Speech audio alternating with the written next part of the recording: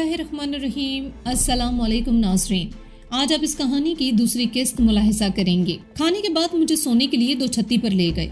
आमतौर से वहाँ दो छत्ती पर सिर्फ सामान रखा जाता है, मगर मेरी हिफाजत के ख्याल से उन्होंने वो जगह दी थी। जिस्म को आराम मिला तो मैं बेखबर सो गया। सुबह सोकर उठा तो बूढ़े ने कहा, बेटा, यहाँ कदम कदम पर भारतीय फौज और मुक्ति बाहिनी के गुंडे दंदनाते फिर रहे हैं। मेरा घर भी निशाने पर है, चलो मैं तुम्हें बस अड्डे तक छोड़ दूं। मैं इसके साथ निकला था कि मेरी मुलाकात जलीलुर रहमान से हो गई। इससे पहले भी मैं इससे एक दो दफ़ा मिल चुका था। वो रज़ाकार था। जब शेख मुजीब के गुंडों ने अवाम का जीना हराम कर दिया तो मुहब्बे वतन बंगाली आगे आए और रज़ाकार के नाम से एक नीम फौजी दस्ता तश्कील देकर हुकूमत को खिदमत पेश कर दी, जबकि उर्दू बोलने वालों ने मुजाहिद फोर्स के नाम से अपनी खिदमत पेश की थी। ये दोनों फोर्स के जवान अफवाज पाकिस्तान की शाना बशाना लड़ रहे थे। इनकी यही हुब्बुल वतनी आज इनके लिए दुश्वारी की वजह बन गई थी। मुक्ति बाहिनी और भारतीय फौज दोनों ही इनकी तलाश में थी। मुक्ति बाहिनी इन्हें पकड़ती तो फौरन गोली मार देती और भारतीय फौज गिरफ्तार कर लेती। यही वजह थी कि जैसे ही सरंड की खबर फैली, ये दोनों ही अपनी अपनी जान बचाने के लिए इधर से उधर भागने लगे। जलीलुर रहमान भी भटक रहा था, पनाह की तलाश में मारा मारा फिर रहा था। इसके साथ मैं भी हो लिया।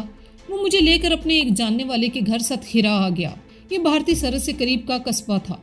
हम दोनों यहीं के एक घर में पनाह लिए हुए थे। इसके पास असला भी था। इसने असले के आड़ में खुद को महफूज समझ लिया था, जबकि हर तरफ मुक्ति बाहिनी के गुंडे पागल कुत्तों की तरह रजाकारों की बू सूंघते फिर रहे थे। किसी तरह ये बात फैल गई कि इस घर में रजाकार छुपे हुए हैं और वो हमारा शिकार करने के लिए दौड़ पड़े।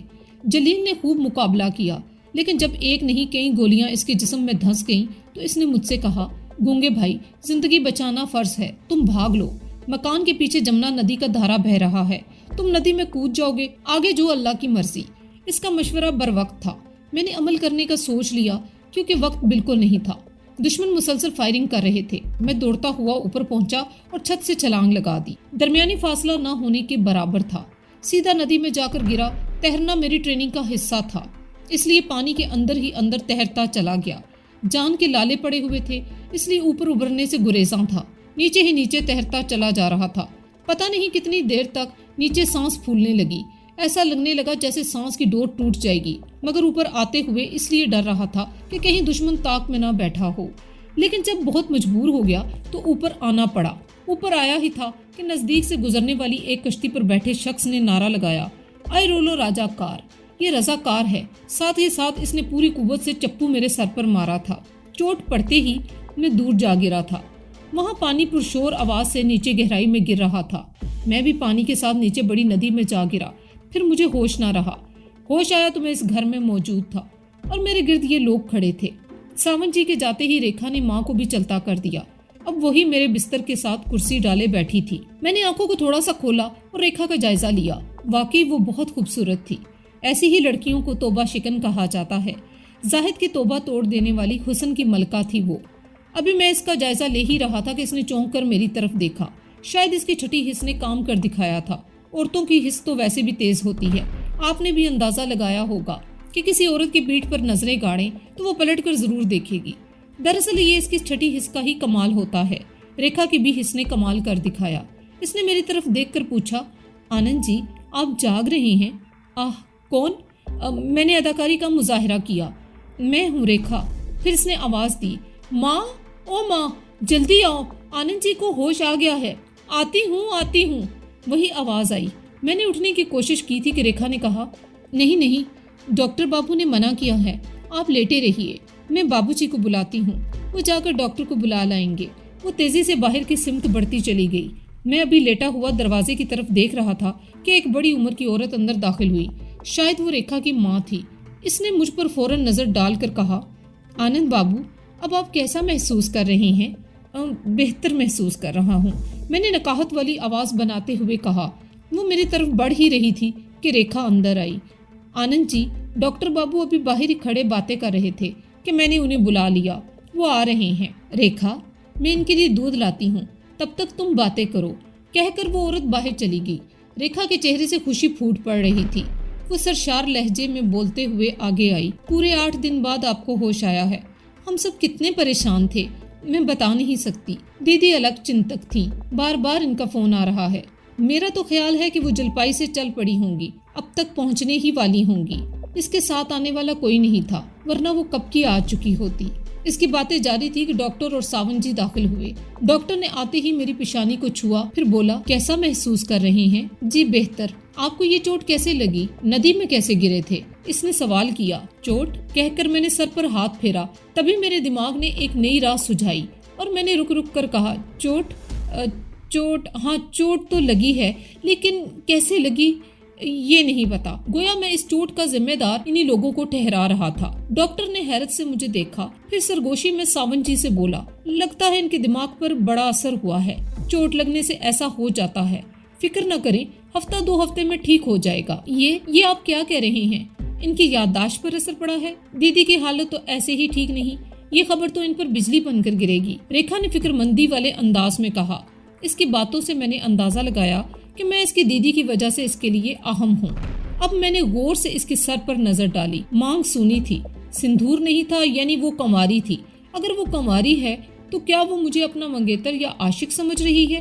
میں ایسی الجھن میں تھا کہ وہ بولی، تم کچھ کھاؤ گے؟ نہیں، مجھے بھوک نہیں ہے۔ میں نے کہا، کیوں؟ دیدی کے آنے کا سن کر بھوک اڑ گئی؟ بس کچھ ہی دیر کی بات ہے، شام کی 5 بجے والی گاڑی ہے، پونے ایکسپریس، بس پہنچتی ہی ہوگی، جلپائی سے تو کب کی چل پڑی ہے، اس نے مسکراتے ہوئے کہا۔ اس کے بولنے کا انداز بڑا پیارا تھا، میرے دل کی پکار تھی کہ وہ بولتی رہے اور میں سنتا رہوں، اس لیے میں اسے ٹکٹکی باندھے دیکھے ہی جا رہا تھا۔ کیا بات ہے آنند بابو، آپ تو مجھے ایسے دیکھ رہے ہیں جیسے آنکھوں ہی آنکھوں میں نگل جائیں گے، یہ حرکت دیدی نے پکڑ لی نا تو آپ کی خیر نہیں، اس نے نہایت ہنجان انگیز انداز میں آگے کی طرف جھک کر سرگوشی میں کہا۔ کچھ بھی ہو، میں ایک مرد تھا اور ہر مرد کے اندر ایک مانگ ہوتی ہے اور وہ اس مانگ کو پورا کرنے کے لیے کچھ بھی کر گزرتا ہے۔ کہیں میرے اندر کی مانگ تیز نہ ہو جائے اور میں اپنا آپ نہ کھو بیٹھوں، اس لیے جلدی جلدی سر کو جھٹکنے لگا۔ خیالات کے گورکھ دھندے سے نکلنے کے لیے، خود کو سنبھالنے کے لیے جھٹکا ضروری ہے۔ اس طرح میں خود کو فریب دینے کے لیے اس نامعلوم کشش کو جھٹک رہا تھا، اس سے دامن بچا رہا تھا۔ ارے یہ آپ کو کیا ہو گیا ہے؟ اس نے گھبرا کر پوچھا اور کرسی سے ٹیک لگا کر کھڑی ہو گئی، جیسے مجھ کو مجھے سے چھیننا چاہتی ہو۔ کچھ نہیں کہہ کر میں نے تکیہ سر پر ڈال دیا اور آنکھیں بند کر لی۔ سر دبا دوں؟ اس نے پوچھا اور میں اندر تک لرز گیا۔ وہ میرے حوصلے کو ڈگمگا دینے پر پوری طرح اتر آئی تھی۔ میں نے جلدی سے کہا، نہیں تم جاؤ یہاں سے، میں سمجھ گئی آپ دیدی کا انتظار کر رہے ہیں۔ ارے بھولے ناتھ، سالی آدھے گھر والی ہوتی ہے، یہ آپ ہی کا کہنا ہے نا؟ اس نے آنکھیں تتیر کر کہا۔ اس کا انداز ایسا تھا جیسے وہ آج پوری طرح میرے جذبات میں آگ لگا کر ہی رہے گی۔ صدیوں پہلے ایک رشی کی عبادت کو خاک میں ملانے کے لیے سورگ سے مینکا آئی تھی، وہ رشی کی تپسیا عبادات کو اپنی اداؤں سے خاک میں ملا گئی، یہ بھی اپنی اداؤں کا وار کر رہی تھی۔ میں پریشان ہو کر اٹھ بیٹھا، وہ بھی گویا پریشان کرنے پر تل گئی تھی۔ اس نے کہا، آپ لگتا ہے دیدی سے کچھ زیادہ ہی ڈرنے لگے ہیں۔ کوئی بات نہیں، ان کو پتہ بھی نہیں چلے گا، آپ کچھ سوست بھی ہو جائیں گے، پھر دیکھیے گا میں کتنے بڑھیا انداز میں آپ کی خاطرداری کروں گی۔ اس کا انداز حد درجہ شوق تھا۔ میں مزید پریشان ہوا، اٹھا، یہ کیا ہے؟ یہ زیادہ خطرناک ہے۔ چور زیادہ خطرناک ہوتے ہیں، اپنے مفاد کے لیے کسی کو بھی سولی پر چڑھا سکتے ہیں۔ آنند جس کے دھوکے میں یہ لوگ مجھے پکڑ کر لائے تھے، یقیناً وہ کوئی رنگین مزاج تھا۔ ان کے مذہب میں یہ بات گناہ میں شامل نہیں۔ کرشن جی کی 5 سپتریاں تھیں، جس کو اپنی اپنی ایک رات دیتا تھا۔ اس کی باری کئی سال بعد آتی تھی، پھر بھی وہ ادھر ادھر تانک جھانک کرتا تھا۔ اس کے لیے یہ ایک عام سی بات تھی، مگر اسلام میں تو گناہ ہے، اس لیے میں زیادہ ڈرا ہوا تھا۔ انسان سے کوئی بات چھپا لینا بڑی بات نہیں ہے، مگر خدا سے کوئی بات کیسے چھپائی جائے؟ اس ڈر سے میں سہما ہوا تھا کہ باہر سے ماں کی آواز آئی، ریکھا، او ریکھا، جلدی آؤ، دیکھ بہن آ گئی ہے۔ میں ابھی آئی کہہ کر وہ باہر کی جانب چل دی۔ ابھی میں آنے والی کے بارے میں سوچ ہی رہا تھا کہ وہ قیامت آ گئی۔ واقعی وہ قیامت ہی تھی۔ ریکھا اس کے سامنے کچھ بھی نہ تھی، اس کا انگ انگ سانچے میں ڈھلا ہوا تھا، رنگت بھی اس سے زیادہ صاف تھی۔ ایسی ہی حسیناؤں کو خوبصورتی کا مرقع کہا جاتا ہے، حسن مکمل کہا جاتا ہے، مگر اس کے حسن میں ایک خال بھی تھا، ہلکی سی کالک کہ وہ پورے دنوں سے تھی، اس لیے کہ چہرے پر پھیکا پن تھا اور پیٹ بھی کافی بڑا ہوا تھا۔ وہ بڑی بےتابی سے میری طرف بڑھی تھی۔ اسے اپنی طرف بڑھتے دیکھ کر اس کے پیچھے کی طرف دیکھتے ہوئے میں نے جلدی سے کہا، ماں آپ کھڑی کیوں ہیں؟ بیٹھیے نا۔ اسے بھی احساس ہو گیا تھا کہ موقع مناسب نہیں، پیچھے ماں کھڑی ہے، وہ اسی جگہ رک گئی۔ تم لوگ باتیں کرو، میں کھانے کا انتظام کرنے چلی، ماں نے کہا اور باہر نکل گئی۔ ریکھا بھی غائب تھی۔ اب میں کیا کروں، یہی سوچ رہا تھا کہ باہر سے ریکھا کی آواز آئی، دیدی شانتا کا دودھ کس بیگ میں ہے؟ शायद वो समझ रही थी कि हम दोनों इतने दिनों की दूरी का कर्ज उतारने में लगे होंगे, फिर आके गिले शिकवे कर रहे होंगे। मैं शांता का फीडर और दूध देकर आती हूँ, कहती हुई वो बाहर चली गई। पता नहीं शांता कितनी बड़ी है, गोया अब मुझे बाप की ड्यूटी भी निभानी पड़ेगी। मैं अभी इसी कश्मकश में था और यही सोच रहा था कि वो वापस आ गई। इसने गोद में 2-2.5 साल की बच्ची को उठा रखा था। बच्ची को मेरी तरफ बढ़ाते हुए बोली, ये देखो तुम्हारे बापूजी को क्या हो गया है, जाओ प्यार करो। कोई और रास्ता भी नहीं था, इसलिए मैंने खुद पर जबर करके बच्ची को गोद में ले लिया। बच्ची मेरी गोद में आते ही रोने लगी। शांता को रोता देखकर इसने वापस ले लिया। दीजिए ना, इतने दिनों के बाद देख रही है ना, इसलिए डर रही है। शुलिका, ओ शुलिका, बाहर से माँ की आवाज आई। जी माँ जी, कहते हुए वो बाहर की जानिब बढ़ी। मैंने दिल ही दिल में खुदा का शुक्र अदा किया कि इसने बचा लिया, मगर इससे निजात आसान नहीं है। इसका भी अंदाजा था मैं किस तरह की मुसीबत में फंस गया हूँ। इसका सही अंदाजा रात में हुआ। वो सोने के लिए मेरे ही कमरे में आ गई थी। अब जरा आप सोचिए, मैं नई दुल्हन को बिलखता छोड़ आया था। इतने दिनों से बीवी से दूर था कि कयामत का लम्हा सर पर सवार हो गया। वो मेरे ही बिस्तर पर आकर लेट गई। ना सिर्फ लेटी बल्कि आगे बढ़ने की भी कोशिश करने लगी। इसकी हरकतें मुझे पागल किए दे रही थीं। मेरी समझ में नहीं आ रहा था कि मैं क्या करूं। जिस्म में खून की रवानी बढ़ने लगी थी। जिस्म तलब पर आमादा था और वो मतलूब बनने की कोशिश में सरगर्दा। जिस्म हाँफने लगा था, कांपने लगा था। इसकी पुकार जोरों पर थी। वो कह रहा था कि आगे बढ़। शराफत का तकाजा था खुद में सिमट जाऊं, इस कोशिश को नाकाम बनाऊं, क्योंकि तू मुसलमान है, तेरे अंदर ईमान है, ईमान के भी तकाजे हैं।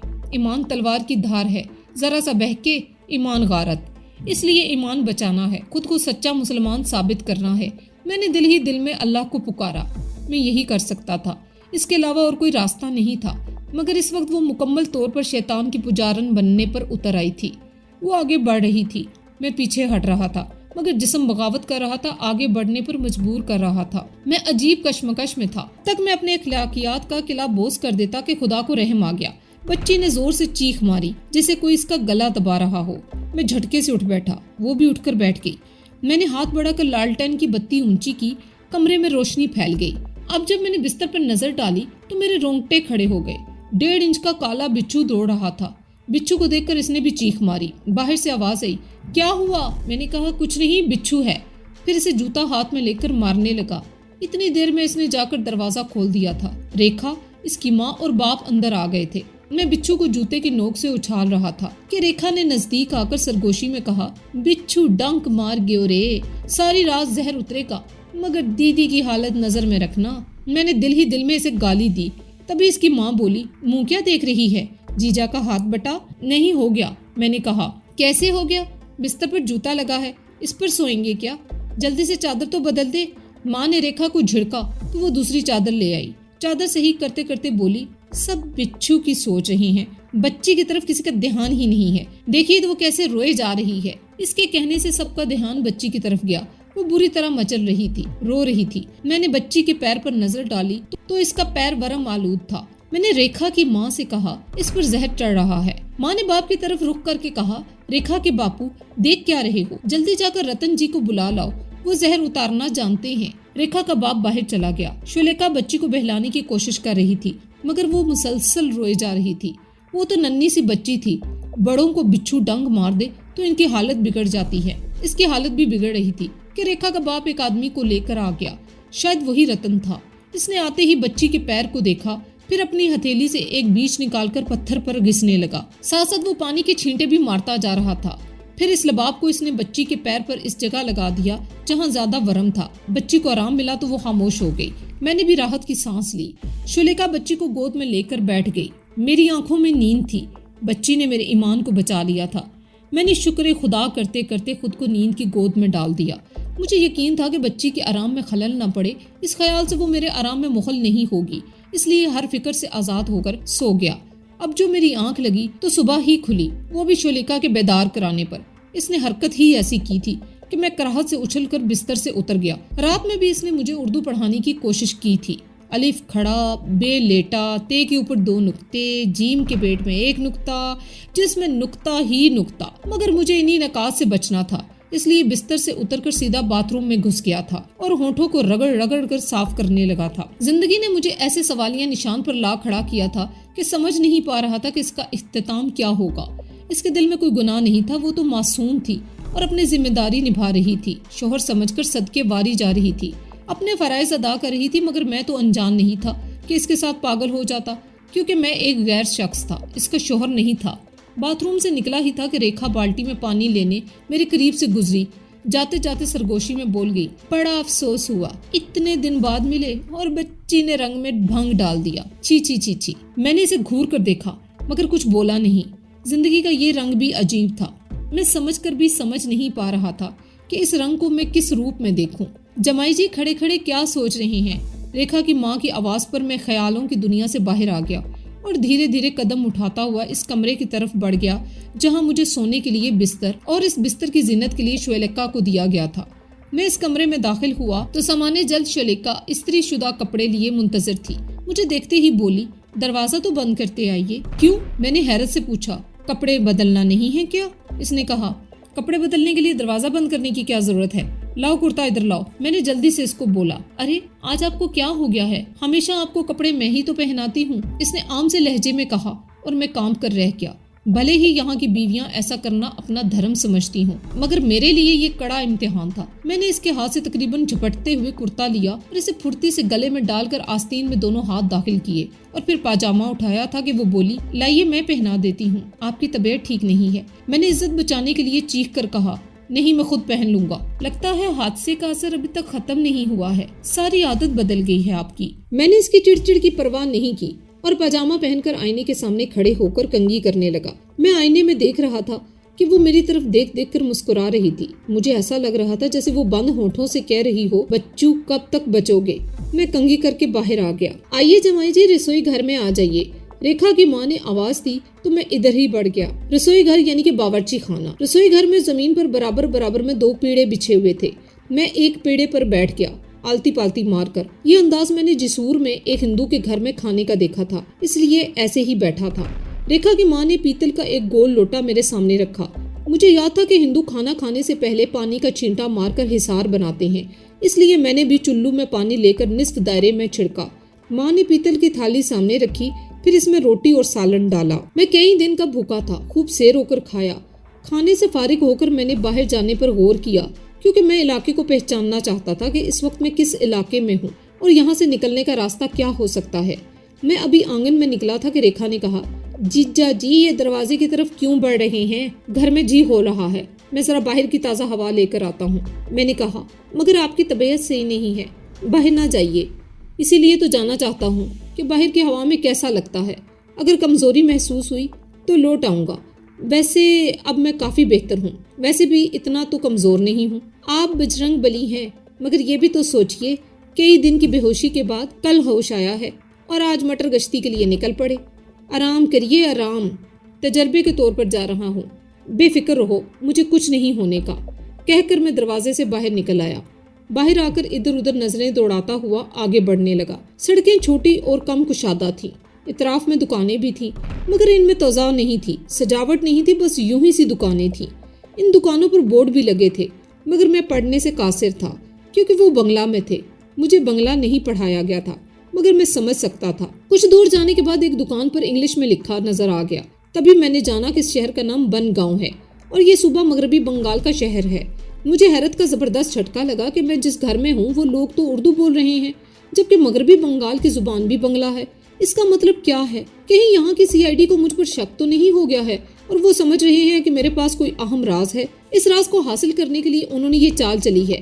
ہر ملک کا خفیہ محکمہ اس طرح کی چالیں چلتا ہے کہ عام آدمی چکرا کر رہ جائے۔ دشمن کو بے خبری میں رکھنے کے لیے جال در جال بنتے ہیں اور پھر دشمن اس جال میں الجھ کر پکڑ میں آ جاتا ہے۔ میرے گرد بھی ایسا ہی جال بنا گیا ہے۔ اس جال کا توڑ کیا ہو، میں اس پر غور کرتا چلا جا رہا تھا کہ ایک آدمی نے میرا راستہ روک لیا۔ آنند جی، اب آپ کہاں جا رہے ہیں؟ گھر سے باہر مت جائیے، چلیے میں آپ کو گھر چھوڑ آؤں۔ اس کا اس طرح روکنا میرے شک کو تقویت دے گیا۔ میرا تعقب ہو رہا ہے، مجھ پر نظر رکھی جا رہی ہے، تبھی تو اس شخص نے مجھے آگے جانے سے روک دیا ہے۔ میں شش و پن میں گرفتار کھڑا تھا کہ اس شخص نے کہا، کیا سوچ رہے ہیں؟ جلدی چلیے، مگر یہ تو بتائیے آپ میرا پیچھا کیوں کر رہے ہیں؟ یہ کوئی شرافت تو نہیں ہے۔ میرے لہجے میں برہمی تھی۔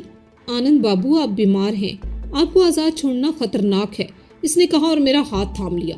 میرے پاس اور کوئی چارہ نہیں تھا، اس لیے میں اس کے ساتھ چل پڑا۔ ابھی ہم نے آدھا راستہ طے کیا تھا کہ سامنے سے آتے ہوئے ایک شخص نے میرا راستہ روک لیا۔ کیا خبر، کیسے ہیں؟ میں اسے پہچاننے کی کوشش کر رہا تھا کہ میرے ساتھ کھڑے شخص نے کہا، آنند بابو، اسی نے آپ کو پانی سے نکالا تھا۔ آپ بہتے ہی چلے جا رہے تھے کہ اس کی نظر پڑ گئی اور اس نے ندی میں چھلانگ لگا کر آپ کو باہر نکال لیا۔ یہ تو آپ کو پہچانتا نہیں تھا۔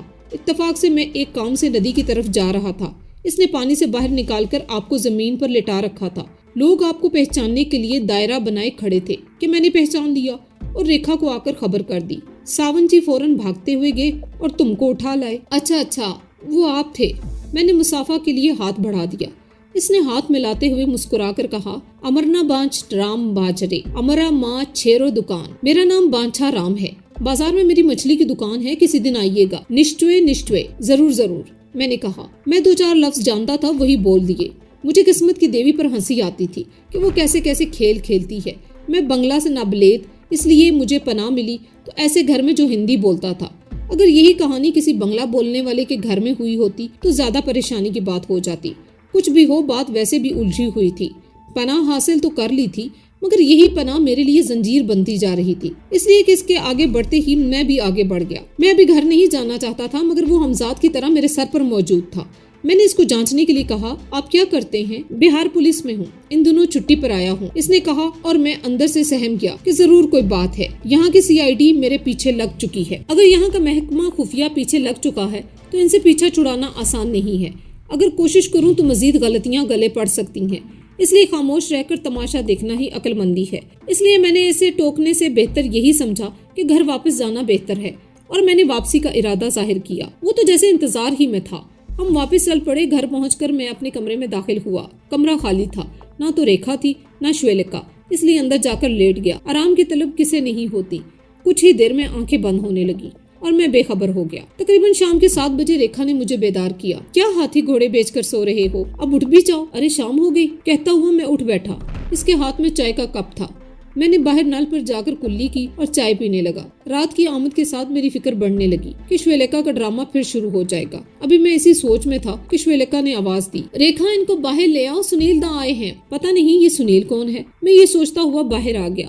باہر آ کر دیکھا تو ایک خوش پوش شخص کرسی پر بیٹھا تھا۔ اس نے مجھے دیکھتے ہی کہا، میں تو تمہارے آنے کا سن کر ہی دوڑا چلا آیا۔ شادی کے وقت میں ڈیوٹی پر تھا، پھر جتنی بار چھٹی پر آیا تم نہیں ملے۔ اس بار حسن اتفاق کہ تم سے ملاقات ہو گئی۔ وہ کسی ریڈیو کی طرف بولے چلا جا رہا تھا، ارے میں نے تم سے اپنا تعارف تو کرایا ہی نہیں، میں ریکھا کا موسیرا بھائی ہوں۔ صبح تمہارے ساتھ انیل تھا نا، وہ میرا چھوٹا بھائی ہے۔ میں نے پرنام کرنے کے لیے ہاتھ جوڑ دیے۔ اچھا، تو وہ ریکھا کا رشتہ دار تھا جسے میری نگرانی کے لیے لگایا گیا تھا۔ میں نے دل میں کہا۔ کافی دیر تک ادھر ادھر کی باتیں ہوتی رہیں، پھر وہ جانے کے لیے اٹھ کھڑا ہوا۔ اس کے ہاتھ میں انگلش اخبار تھا۔ میں نے بے تکلفی سے وہ اخبار لیتے ہوئے کہا، کئی دن سے میں نے اخبار نہیں پڑھا۔ ہاں کیوں نہیں، لے لو، ویسے بھی میں پڑھ چکا ہوں، اس نے اخبار دیتے ہوئے کہا۔